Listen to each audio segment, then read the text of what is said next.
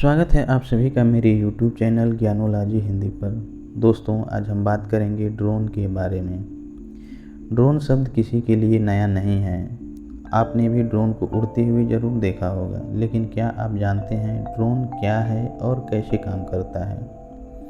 नहीं जानते तो कोई बात नहीं, क्योंकि आज का वीडियो खास इसी विषय पर है, जहां हम ड्रोन से जुड़े उन सभी सवालों के जवाब जानेंगे जो अब तक आप नहीं जानते। ड्रोन एक फ्लाइंग रोबोट होता है जिसे मनुष्य द्वारा रिमोटली कंट्रोल किया जाता है। इसका आविष्कार मनुष्य द्वारा अपने कार्यों को संपादन करने के लिए किया गया है। ड्रोन को बनाने का मुख्य मकसद उन कार्यों को आसान बनाना है जो इंसानों के लिए जोखिम भरे होते हैं। आज ड्रोन का इस्तेमाल बहुत सारे कार्यों के लिए किया जाता है। यदि आप ड्रोन की तकनीकी और काम करने के ढंग को अच्छे से समझना चाहते हैं तो इस वीडियो को बिना स्किप किए पूरा देखें। तो अब बिना देर किए चलिए आगे बढ़ते हैं और जानते हैं ड्रोन क्या है और वह कैसे काम करता है। तकनीकी भाषा में ड्रोन एक मानव रहित एयरक्राफ्ट है। ड्रोन को औपचारिक तौर पर अननेम्ड एयरक्राफ्ट सिस्टम के नाम से जाना जाता है। ड्रोन वे फ्लाइंग रोबोट होते हैं जिन्हें रिमोट के जरिए कंट्रोल किया जाता है या अपने आप सॉफ्टवेयर कंट्रोल फ्लाइट पाथ, जो कि इसमें लगे सेंसर और जीपीएस के सहयोग से काम करने वाले एम्बेडेड सिस्टम के माध्यम से कंट्रोल किया जाता है। ड्रोन को हम दो कैटेगरी में बांटते हैं। पहला नॉर्मल ड्रोन, जिसे क्वाडकॉप्टर के नाम से जाना जाता है, जिसका इस्तेमाल रोजाना के जीवन में किया जाता है। और दूसरा होता है एडवांस ड्रोन, जिसका इस्तेमाल देश की सिक्योरिटी के लिए किया जाता है। ड्रोन सबसे पहले केवल मिलिट्री के इस्तेमाल के लिए बनाए गए थे। ड्रोन का सबसे पहले इस्तेमाल 1940 के दशक में ब्रिटिश और यूएस मिलिट्री ने एक्सिस पावर की जासूसी के लिए किया था। आजकल के ड्रोन पहले के ड्रोन से काफ़ी एडवांस हैं। मिलिट्री में इनका इस्तेमाल युद्ध के दौरान दुश्मन की सटीक जानकारी हासिल करने के लिए किया जाता है। ड्रोन का इस्तेमाल अधिकतर सैन्य संबंधित कार्यों के लिए किया जाता है, क्योंकि इनके मानव रहित होने की वजह से युद्ध में पायलट की जान जाने का खतरा नहीं रहता और बिना शोर किए आसानी से जासूसी और रखवाली की जा सकती है। साथ ही ये तब तक लगातार उड़ान भर सकते हैं जब तक इनमें इस्तेमाल होने वाला ईंधन खर्च नहीं हो जाता और इनमें मैकेनिकल समस्याएं भी नहीं होती।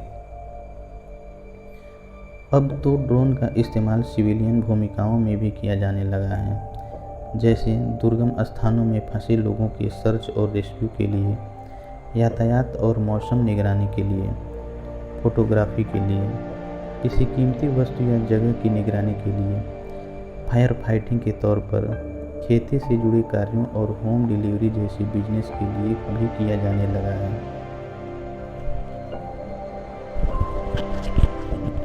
जॉयस्टिक और जीपीएस सिस्टम की वजह से ड्रोन को उड़ाते समय ठीक वैसा ही अनुभव होता है जैसे वीडियो गेम खेलने के दौरान होता है। इस आसान यूजर इंटरफेस के पीछे एक एक्सीलरोमीटर, एक जायरोस्कोप और दूसरी कॉम्प्लेक्स टेक्नोलॉजी का इस्तेमाल किया जाता है, ताकि ड्रोन के उड़ने को जितना हो सके उतना स्मूथ बनाया जा सके।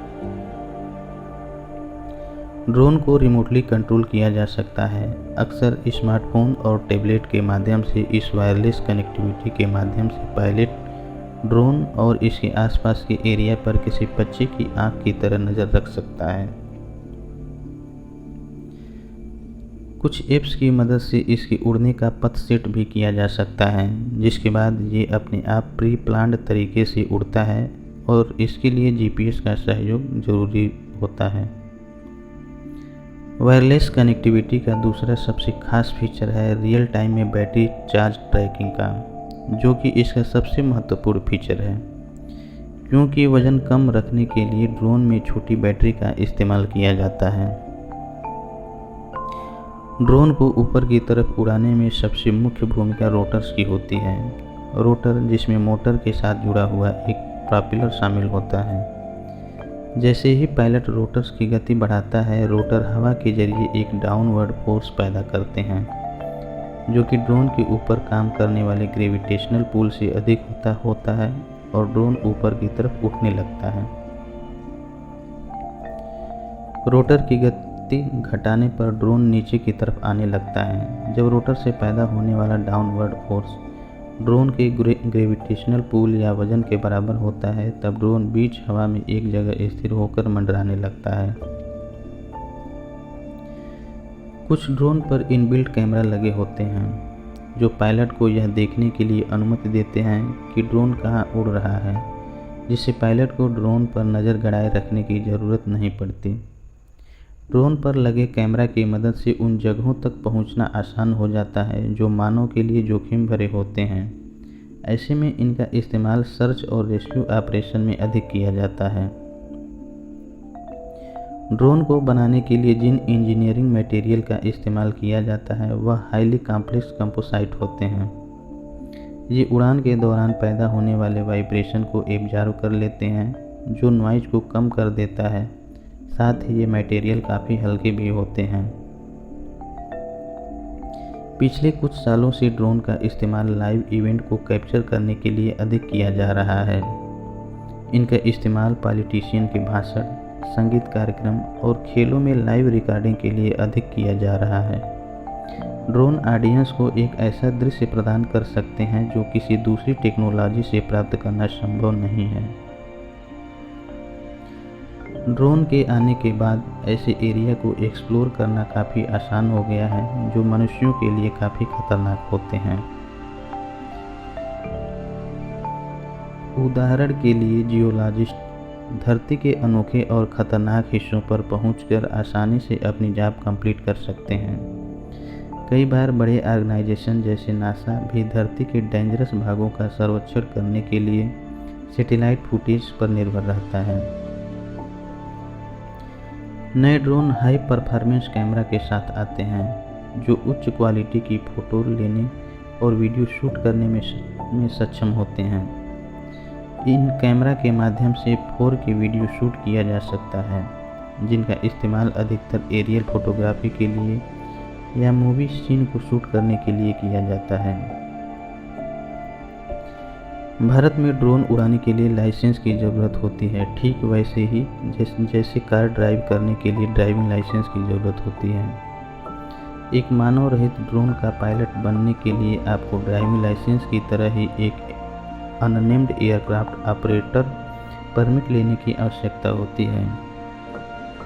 कार की तरह ही आपके ड्रोन को भी गवर्नमेंट के साथ रजिस्टर करने की ज़रूरत होती है और इसे एक यूनिक आइडेंटिफिकेशन नंबर के साथ इशू किया जाता है। जिस प्रकार साइकिल को ऑपरेट करने के लिए किसी तरह के रजिस्ट्रेशन सर्टिफिकेट और लाइसेंस की ज़रूरत नहीं होती, ठीक उसी प्रकार नैनो और माइक्रो ड्रोन भी इस तरह के नियमों से मुक्त होते हैं।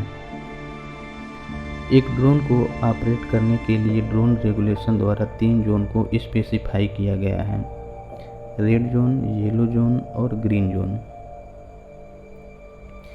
रेड जोन में ड्रोन उड़ाने की अनुमति नहीं होती है।